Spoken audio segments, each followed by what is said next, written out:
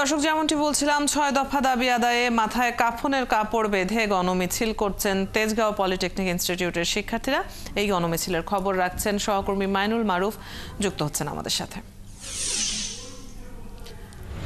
মাইনুল, কিছুক্ষণ আগে আন্দোলনকারীরা কথা বলছিলেন, তাদের বক্তব্যে নতুন কিছু উঠে এলো কিনা, কি বলছেন তারা?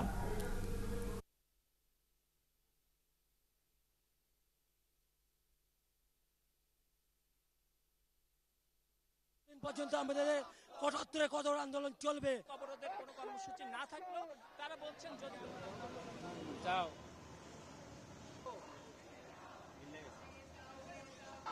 নতুন কিছু বলতে তারা বলতে চেয়েছেন যদি তাদের 6 দফা দাবি মেনে নেওয়া না হয় তাহলে তারা আরো কঠোর কর্মসূচি দেবেন এবং সেই লক্ষ্যে কিন্তু তারা ইতিমধ্যে ব্রিফিং করেছেন এবং তারা জানিয়েছেন তাদের এই আন্দোলন চলবে যতদিন না পর্যন্ত তাদের এই দাবি মেনে নেওয়া হয়। এবং আমরা জানি যে গত কয়েকদিন আগে ধরেই কিন্তু তাদের এই আন্দোলন চলছে। গতকাল আমরা দেখেছি যে সচিবালয় সরকারের সাথে একটি মিটিংও হয়েছিল, তাদের বৈঠক হয়েছে। সেই বৈঠকে তাদের আশানুরূপ কোনো আশ্বাস না পাওয়ায় তারা আজকে কাফনের কাপড় পরে যে সে মিছিল করে এবং বেলা 2টার দিকে তারা মিছিল শুরু করে তাদের পলিটেকনিক্যাল ইনস্টিটিউটের সামনে থেকে এবং সেই মিছিল এই তেজগাঁও এলাকার 7 রাস্তা ঘুরে এসে আবারও সেই পলিটেকনিক ইনস্টিটিউটের সামনে এসে শেষ হয়। এবং তারা জানিয়েছেন তাদের যে 6 দফা দাবি তাদের সেই 6 দফা দাবি যতদিন আদায় না হয় তারা তাদের আন্দোলন চালিয়ে যাবেন। 6 দফা দাবিগুলো যদি আমি একটু জানাই, তার মধ্যে রয়েছে তাদের চাকরিকালীন বিভিন্ন সুযোগ সুবিধা সম্বলিত কয়েকটি দাবি এবং নতুন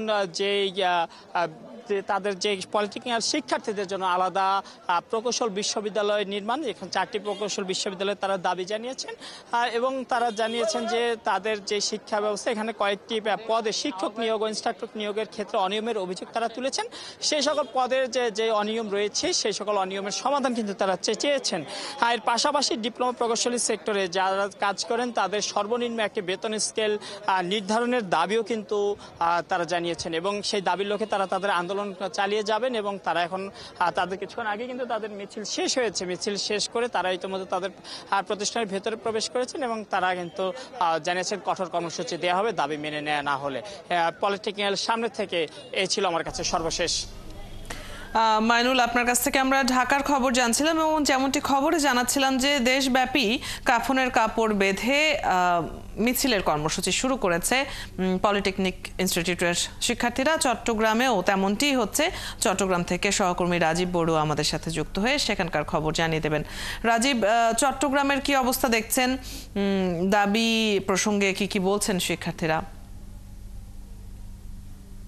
অদিতি, চট্টগ্রামেও পলিটেকনিক ইনস্টিটিউটের ছাত্রছাত্রীরা 6 দফা দাবিতে তারা আজকে কাফনের মিছিল বের করছে জীবন নামাজের পর। আমি এখন চট্টগ্রাম পলিটেকনিক ইনস্টিটিউটে আছি।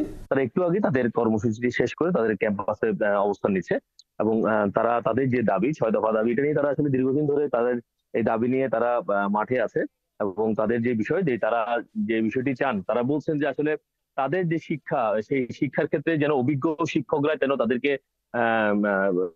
পাঠদান করেন। তার পাশাপাশি এখানে যারা আসলে কারিগরি সেক্টরে যেসব পরিচালক নিয়োগ হচ্ছে সেগুলো আসলে কারিগরি শিক্ষা দ্বারা আসলে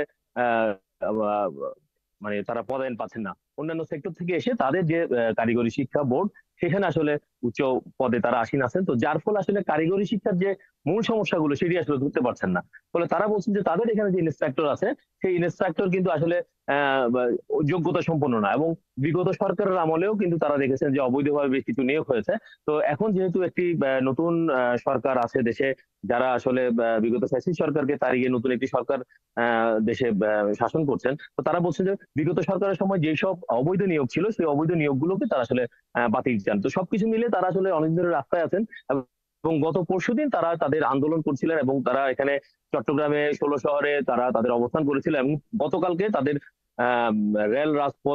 রেলপথ এবং রাজপথ ব্লকেটের প্রোগ্রাম ছিল এবং যদিও তাদের সাথে আলোচনা করার কথা বলে তাদেরকে এই কর্মসূচিটিকে প্রত্যাহার করা হয়েছে এবং তারা বলছেন যে তাদেরকে আসলে ধোঁকা দেওয়া হয়েছে এক ধরনের।